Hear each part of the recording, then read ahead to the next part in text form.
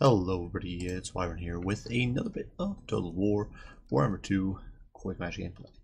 This time around we are on the Cairns playing as the Forces of the Vampire Coast against the Greenskins, and once again we're going along with that melee-centric system that I've been messing around with and see if we can make it work. Now, in this matchup, to be honest, I don't think it's the way to go, but I really wanted to give it a shot and try something a little bit ridiculous, and you can kind of see that in this comp with the sort of units we're bringing.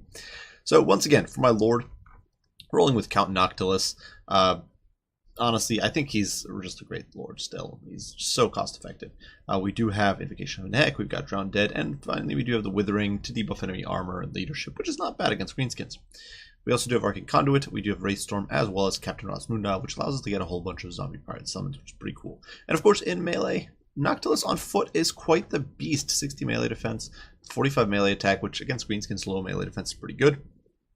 He does have AP, 110 armor, hunger, all that sort of stuff. Alongside him, well, for our front line, it is simply a horde of zombies with the Tide of Skuld making up the center. On one flank, we do have a bloated corpse, as well as one here in the center. And they are there to sort of kamikaze in and hopefully cripple a unit of Black Orcs or other sort of heavy-duty infantry before lines really meet. One of the things I did not do with this build is prep for WoW, really, besides hoping to soak it up with the zombie horde. So, not necessarily the brightest idea, but hey, I'm not the brightest player, so what can you do? Alongside that, we do have the Gallows Giant here, Necrofex Colossus, Regiment of Renown, once again giving it a shot, seeing if I can make it work in melee. And we do also have the Regiment of Renown Deck Dropper Bombers. These guys, the Salt Lord Scudlers, are not the most amazing unit, but they did get buffed in the last patch. They got 2 more armor, or 2 more ammo. 2 more armor, that would be pretty pitiful, but 2 more ammo. And their missile damage is, of course, AP, and they Armor Sunder, which I figured would synergize really, really well with the Depth Guard. Finally, for our main sort of punching force, we do have 2 units of Depth Guard, as well as 2 units of Sirens, to provide that melee attack debuff, magic damage, and just general tankiness against the Greenskins. Now, for my opponent, he did decide to go, well, with a Black Orc build with massive Gobbo Daka. For his Lord, he is running Scarsnake, which is not something you're going to see every day. Not entirely sure what to think of that. I think Scarsnake's a pretty bad choice, but we'll see how he does here. Scarsnake, of course, has respectable melee stats, to be honest. He does have anti-large, AP, 4700 HP. He does, of course, have the Wasp, better the Bad Moon, and a Scarsnake Spotter, plus he's fairly cheap, so he can generally stay in melee, he can do some damage, get a second off, and be pretty potent that way.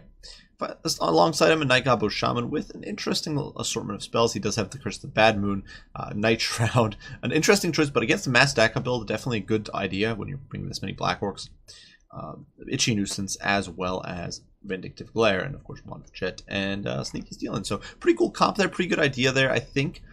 And he is backing up a whole bunch of Goblin Archers. There's no Regiment of Renown Armor Sundering unit here, but still, even without them, still 3 units of Goblin Archers will be very potent. They are backed by 3 units of Goblin Wolf Rider Archers, one of which is the Mogur's Mangy Marauders. Front line is composed of Black Orcs, of which one is the Regiment of Renown Crimson Killers, newly improved to now have 60 models. And then some Orc Big Guns on the flanks to provide a little bit of anti-large punch. And finally in the back, some Goblin Wolf Riders looking to harass a back line that does not exist. So immediately the lines are closing. My opponent here is going to be very smart, and he is going to cast a Vindictive Glare on my poor bloated corpse. It never makes it into contact and gets exploded. Kablooey, does nothing. My opponent did friendly fire his Black Orcs a little bit, but really it was kind of sad. Over here, the Crimson Killers are going to be met by the full force of that exploding corpse. And it takes, you know, about almost a third of their HP off, which, to be honest, is not bad. The unit does cost 500 gold, so that's about a cost-effective trade. Of course, it's not killing models, but Greenskins don't have healing, so not bad for me, at any rate. In the meantime, the front lines are about to meet. You can see the WA going off. The Black Orcs here are going to start meeting with the Tide of Skuld, which is not good for me. And in the meantime, we're going to try to summon up some troops on the back line and pressure these Goblin Archers, but unfortunately, poor Scudlers here getting completely dumpstered, getting very little done, trying to bombard those Black Orcs. They do achieve a little bit, but really nowhere near enough compared to what they needed to be doing. In the meantime, the Gallows Giant here is being pressured and shut down by the Goblin Wolf Riders. And now these guys are not really a major threat to the Gallows Giant, but they're going to be bogging down, and they're going to be giving my opponent an opportunity to push forward with his shooting and pressure me further. In the meantime, in the actual pit fight, well, the Sirens are going to be doing some damage to the Black Orcs. At the same time, it's not going to be a huge amount on either end of things, really. The big guns, of course, munching through. In most places, the Black Orcs just munching through me. But we do hit some of them with a Withering, debuffing that armor, dropping that leadership, and making my non-AP troops just that little bit more effective. Though the overcast of the Withering, or actually it was just a normal cast here, kind of unfortunate that my opponent was very good at spreading out. Over here, the Crimson Killers on 47 models, but they have lost over half their HP, and they are actually in a bad pit fight here. They're against Sirens as well as Depth Guard, which is just very rough. My opponent there does try to snipe away at Noctilus with Night Goblin Shaman, but it's not quite working out. And now Noctilus is on top of Skarsnik, and he is going to be fighting him in close quarters. I do believe this fight is going to be very favorable to Noctilus. Skarsnik, respectable melee stats, but I think Noctilus does have the edge with that crazy melee defense, especially as the Gallows Giant kind of plows through. But unfortunately now it's going to start taking some major focus fire from all those archers, and that is just so painful. You can see that 75 armor really not good enough to hold. Honestly, I'm just not, this unit just doesn't seem to perform in almost any situation. So I do try to kind of meander around, get it in on these Black Orcs, but it's just, there's just no way for me to shut down all these troops. My opponent's spamming Vindictive Glares because they are just such a cost-effective counter. So much archery fire pouring in, and the Gallows Giant is screwed. And I don't have the heals for it. I do believe Invocation was on cooldown, so we're kind of screwed there. But Noctilus, that said, cleaving through these Black Orcs, the Black Orcs will soon be removed. Skarsnik getting diced up and tied down in close quarters. Definitely not where he wants to be in life. And we have kind of, there's a lot of damage we have done. Over here we do bombard the little shaman a little bit, whittle him down. And unfortunately the balance of power though shifting decisively out of my favor. If we take an overarching look at the battlefield, we can see my opponent has a horde of Goblin archers here. He's got all these Wolf-Ride archers, including a very healthy amount of ammo and Mogrebs Marauders. My trash troops are basically all gone. Zombie Pirate deckhands are all but annihilated. Just a few summoned units still around and kicking, essentially. My big unit, the Gallows Giant, almost gone. The Depth Guard getting overrun. Really just a handful of Sirens and this single unit here that's with Noctilus holding out. Of course, Noctilus himself doing such a great job.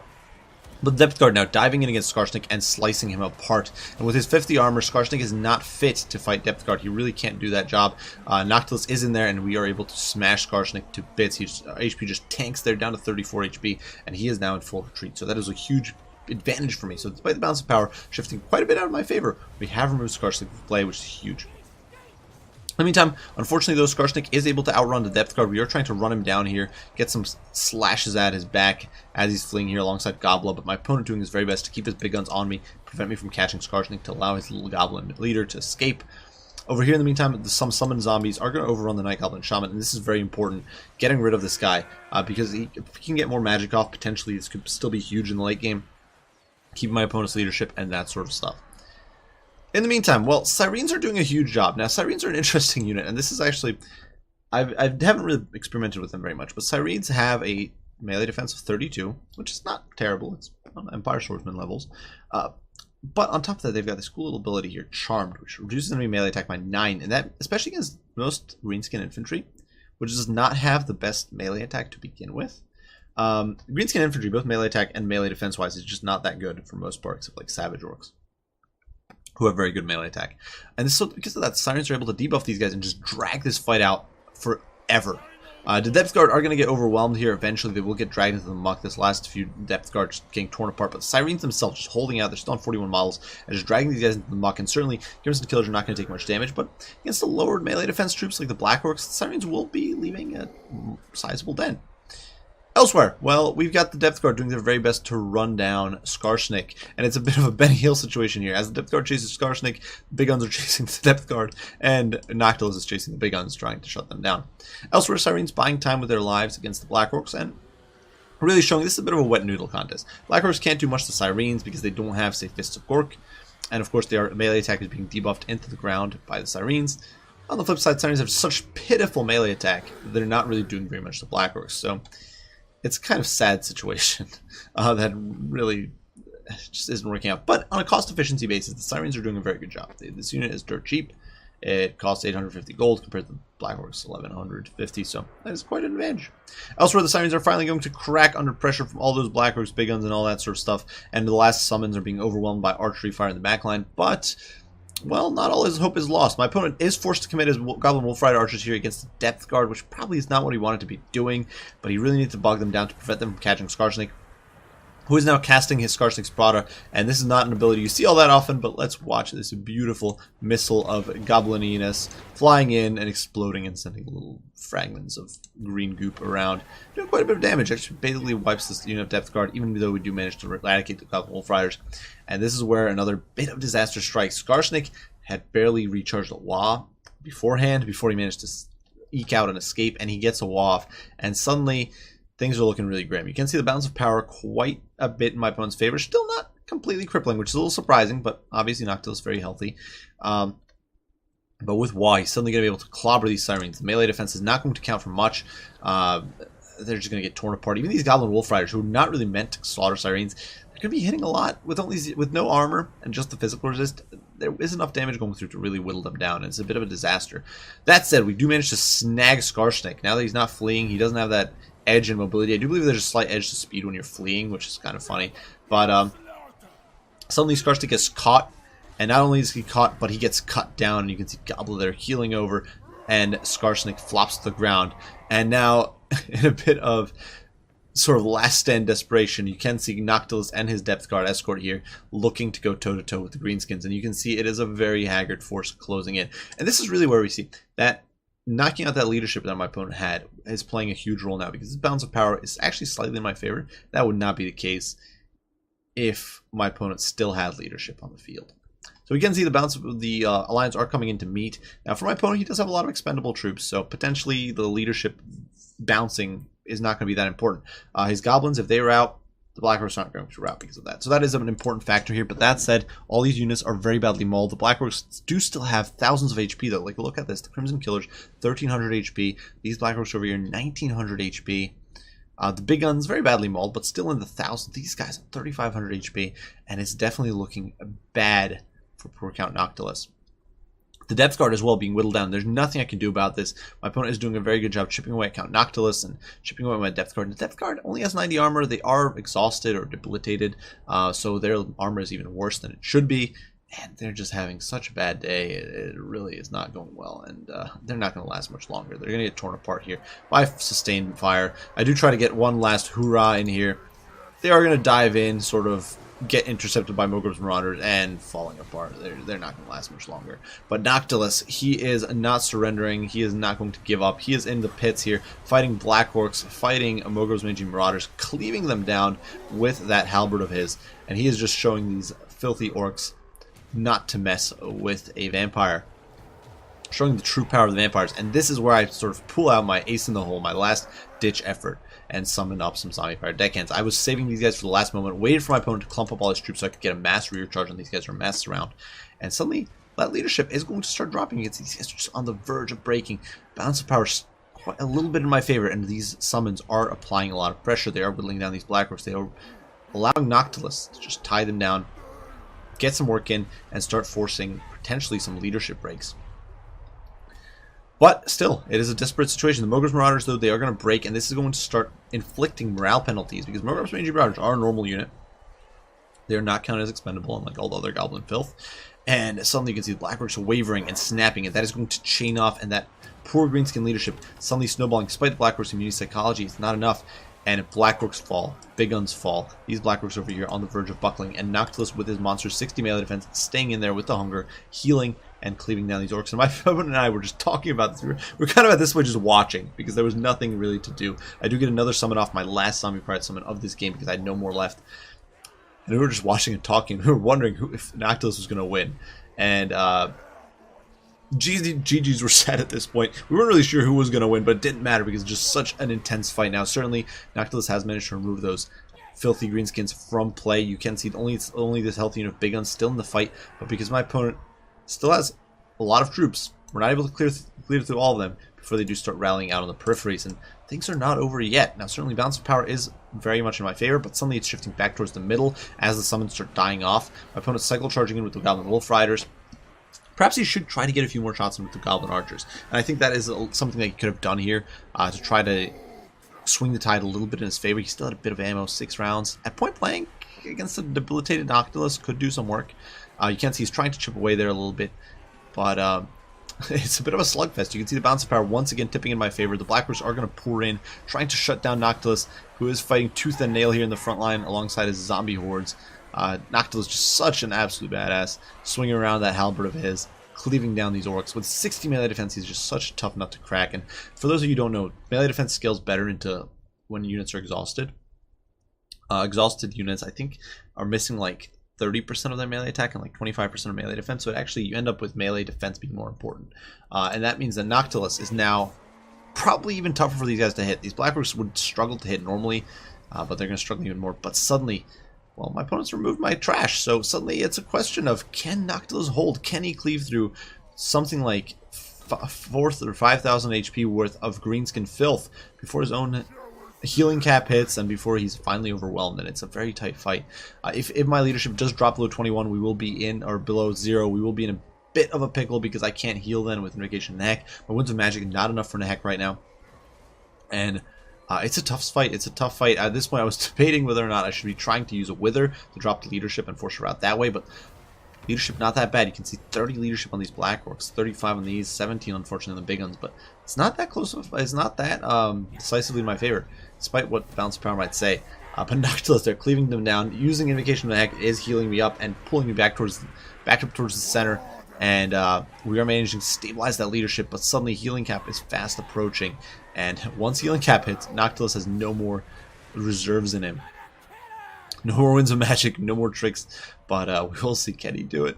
94 kills, he's just been basically done more in this last 5 minutes of the game than he did in the first 6, but still fighting tooth and nail, cutting down these Black Orcs, and you can see there he just sweeps them aside with that mighty swing of his halberd. Just took so much work. And it's hilarious to see all these Black Orcs, all these big guns surrounding him, wavering, their flags sort of buckling there, just desperately trying to shut Noctilus down. But there comes the first break on the big guns, and it snowballs into a mass chain shatter. And Noctilus stands the sole victor of this great battle. And so, an incredibly tight finish for the Vampire Coast. And I think it shows how ridiculous Noctilus can be on foot. Noctilus is generally seen on his Necrofix Colossus, but on foot he is an absolute beast. He's got 60 melee defense, he's got 110 armor, he's got hunger, he's got over 4,000 HP. He's just so nuts. And the only reason he, like, Necrofix is also nuts, but on just baseline, he's so crazy. He's such a strong lord. And in this match, he basically carried me to a win. Had I been with basically any other lord, I think that would have been over. Game over. Hell, had I been on my Necrofix Colossus, there's a good chance that game would have been over by then because he would have been sniped so much more easily.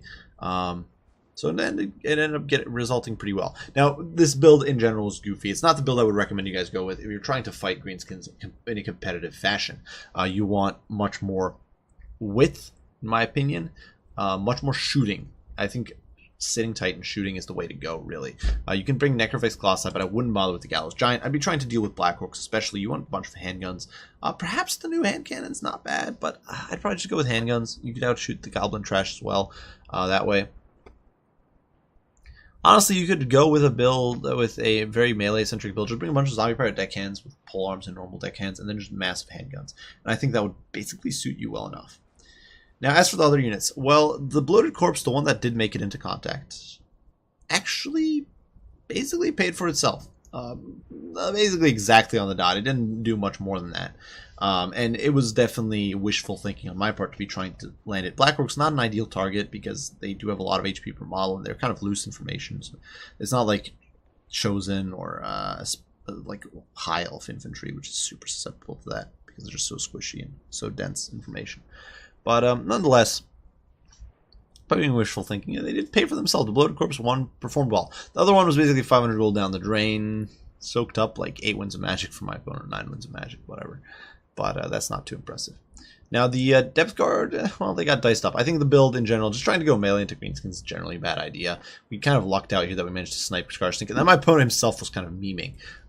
Certainly, for most part, I'd say this build is competitive, but the lord choices, especially Scarstink here, I think was a bit of a meme choice, and that kind of ended up playing in our favor. But Syrene's performing really well. And I think they could perform well no matter what your opponent does, unless he hits his troops with a Fists of Gork, because then you're screwed. So your opponent's troops will get a huge spike to their melee attack and defense, and magic damage, which means Sirens will not last very long. But I think they're a cool unit that has some potential uses. Their debuffs are very powerful. Saltlord Scuttlers kind of failed here. They got shut down by mass stack up, but I feel like that's just a disadvantage of the bombers in general. Like, one of the big things you have to bring, and is any faction, is some sort of shooting against the Vampire Coast, because you have to deal with normal deck droppers with handguns. And the Scuttlers and the deck dropper bombers in general don't have the range or the agility or the mobility to really position well and avoid getting shut down like that. So, I don't know. Not a big fan. Regardless, I had a lot of fun. My opponent had a lot of fun. We had a great time when we were talking, like, for most of the end game, because there was so little for both of us to do. But we were kind of bantering back and forth. It was definitely a fun match. The end results here, 1-422, but pretty nuts. But definitely well played to watch up here. I had a lot of fun. I do hope you guys enjoyed the video. I hope you enjoyed a little bit of Vampire Coast against Greenskin ridiculousness. If you did, be sure to leave a like, subscribe, and share. If you have any comments, any criticism, any questions, any requests, as usual, don't hesitate to post them down below. I do my very best to sort of respond and get back to you guys as soon as I can. I do thank you all for watching, and I will see you all in the next one. Bye for now.